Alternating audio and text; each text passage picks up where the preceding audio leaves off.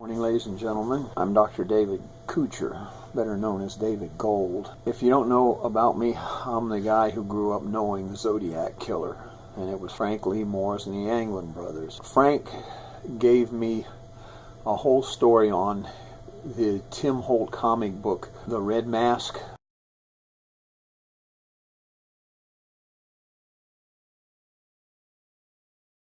And I put some things on YouTube about it, and some that calls himself Tahoe27 has gone around on almost every forum I can find and called me a liar about that. So I'm going to tell you the truth today so you know what a dirtbag liar he is. I want you to know something, that I believe it was him who actually went to Mary Pilker, who is Donna Lass's sister, after I convinced her that I know where Donna Lass is buried and was trying to talk her into going up there with me to get the grave dug up. And he convinced her that I was lying. And this guy's called me a liar everywhere, on every forum I can find. The thing with this Tahoe27 guy, I think he runs this ZodiacKillerSite.com, and he makes some millions of dollars probably every year on advertising off of that site. So he doesn't want this thing solved about the Zodiac killer. So I'm going to tell you what Frank and I talked about when he first showed me this Tim Holt comic book about the Red Mask. This Tahoe27 guy says that he posted something about the comic book, and that I saw it, and that I made up something about someone had signed it in red. And he says he has the comic book and there's no red signature on there. Well, you are a liar, Tahoe27, because I've never said anything about a signature on that book. And Frank never told me anything about a signature. What I talked about was a red hue, okay? So quit lying about it. And I'm going to show you the red hue. I found a couple of pictures of the comic book, the same one that Frank showed me. And I almost bought this comic book when I first saw it because it looked very interesting on the front.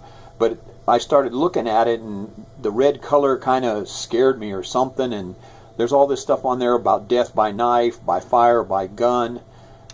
You know, at 15 to 17 years old, I just decided, you know, I don't want a comic book like that. And I told that to Frank, and Frank said, well, you see the price on it? I go, yeah, it says here it's 10 cents, but I recall it was 12 cents when he showed it to me. And he goes, what do your other comics book cost you? And I said, they cost a nickel. And he said, well, must be a lot of people like this because they're buying it. And I go, so? He's trying to tell me that, you know, death and fire and murder and blood and all that are normal for his kind of people. Well, okay, but it's not for mine. Let's go to the comic book. This is the Tim Holt Red Mask comic book. It's about the Lady of Doom, this lady here, and the death wheel, the wheel that she spins and decides how her victims are going to die. It's kind of weird because you see her real pretty and she's smiling and everything. I'm like, none of that makes any sense. And look at the cowboy, he's tied down there. All of that caught my attention when I first saw this book when I was a boy. But the wheel back here, the death wheel, you read death by knife, by gun, by fire, by rope, and you know, I kind of lost interest in it. Now here's a picture of the Zodiac Killer's Halloween card. I think it was the inside cover or the back.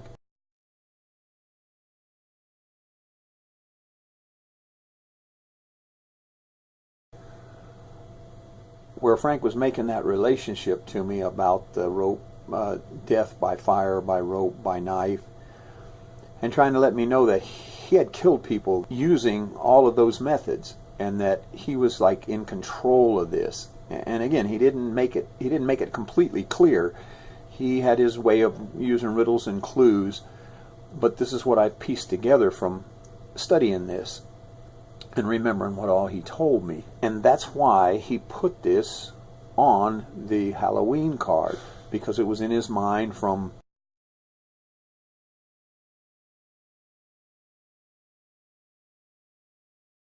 the Red Mask comic book and the Lady of Doom. He felt like he was like the Lady of Doom, that he spun the wheel to decide how people would die, whether it was by rope, by fire, by knife, by gun, or whatever. And this made him feel really, really powerful. And power was what Frank Morris was all about. Power over other people.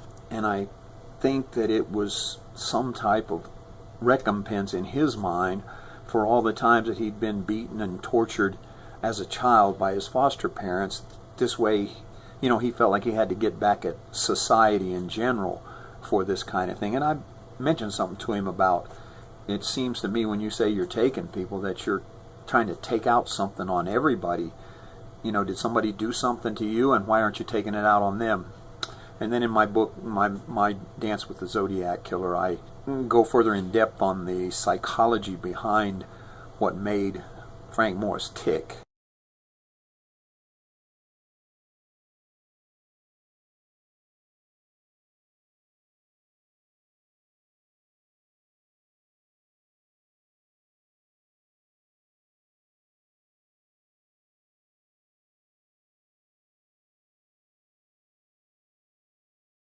But take a look at this.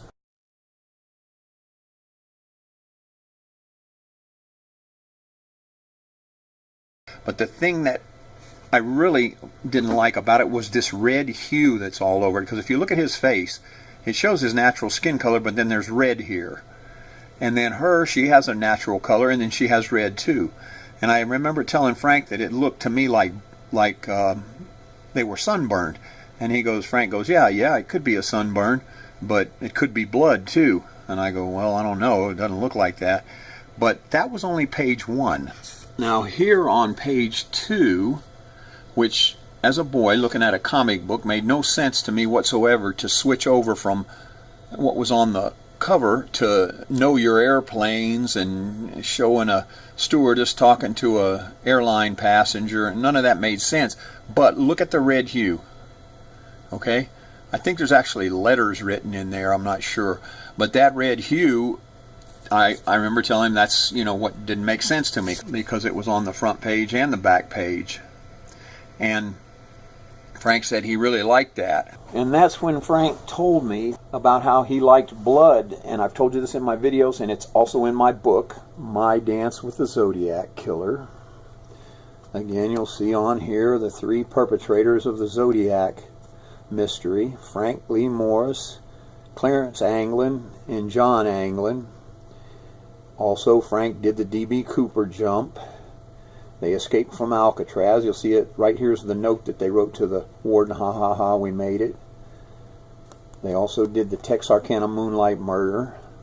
And this is a police drawing of the Zodiac Killer. And now I'm finding many, many more known murders that they did, starting with the Black Dahlia. I gave you a video on that.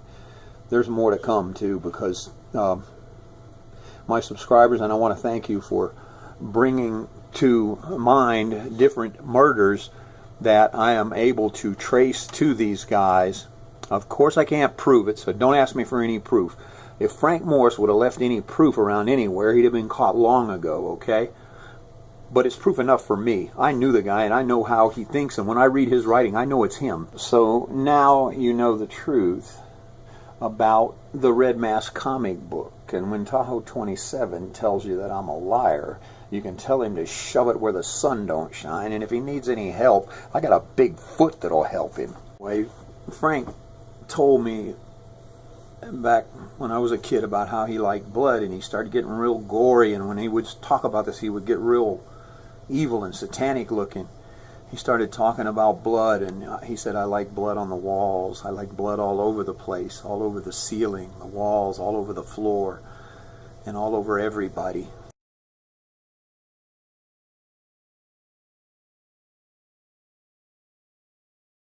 And I'm like, what's wrong with you? I remember him saying, well, it's normal for me, or something like that. He always tried to refer to his insanity as being normal for him and the Anglin brothers. And I don't think the Anglin brothers were as far out there as he was. I just think they enjoyed going there with him.